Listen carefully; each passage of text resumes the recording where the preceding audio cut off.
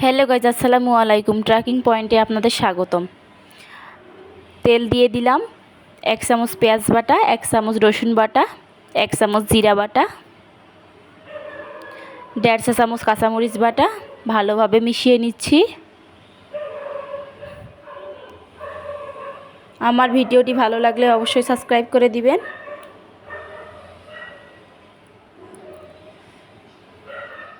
লবণ স্বাদ মতো, হলুদ গুঁড়া 1.5 চামচ, 1.5 চামচ মরিচ গুঁড়া, 1 চামচ ধনিয়া গুঁড়া।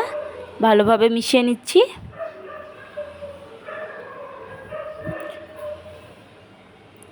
চিংড়ি মাছ দিয়ে দিলাম, ভালোভাবে কষিয়ে নেব।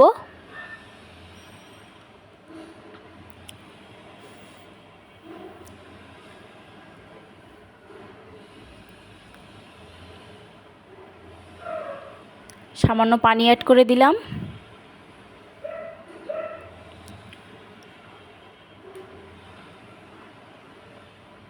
আমার ভিডিওটি কে কোথা থেকে দেখছেন অবশ্যই কমেন্ট করে জানাতে ভুলবেন না।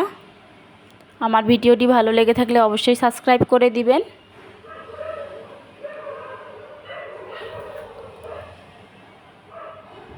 চিংড়ি মাছ দিয়ে ঝিঙ্গে আলু রান্না করলে খেতে অনেক মজার হয়। আপনারা অবশ্যই বাসায় রান্না করার চেষ্টা করবেন। কেটে রাখা সবজিগুলো দিয়ে দিলাম। ভালোভাবে কষিয়ে নিব।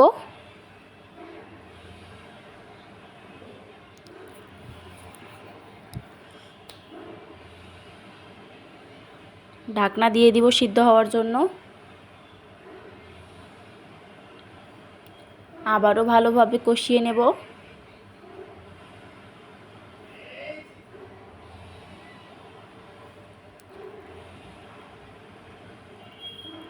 এই সবজিটা এভাবে রান্না করলে খেতে অনেক মজার হয়। আপনারা যদি এভাবে রান্না করেন অবশ্যই খেতে মজার হবে। এভাবে রান্না করলে আশা করছি নিরাশ হবেন না ইনশাআল্লাহ। ভালোভাবে কষিয়ে নিচ্ছি।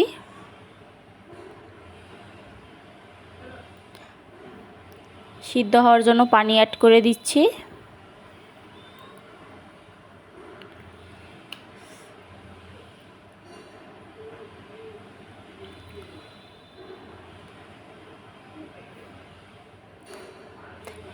এক চামচ ভাজা জিরা গুঁড়া দিয়ে দিলাম।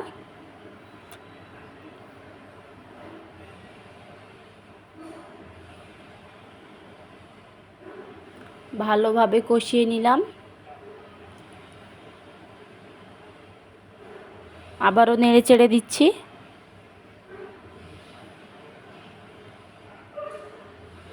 হয়ে গেছে আমার রান্নার রেসিপি। দেখেন কতটা সুন্দর হয়েছে।